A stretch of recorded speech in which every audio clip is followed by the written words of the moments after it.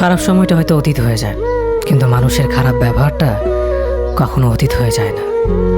শুধু নিজে থেকে কথা বলা বন্ধ করে দেখো, দেখবে অনেক আপনজন পর হয়ে যাবে। আসলে কেউ আপন হয় না। যারা তোমার ক্ষতি চায় তাদের আঘাত করবে না, তাদের সামনে একটু হাসি মুখে বাঁচবে। দেখবে তুমি আঘাত করলে যা কষ্ট পেত, ওরা তার থেকেও বেশি কষ্ট পাবে।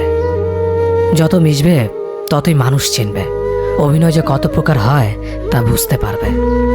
সবাইকে তোমার সত্যতা জানানোর দরকার নেই, যে যা ভাবে তা নিয়ে সমালোচনা করতে দাও।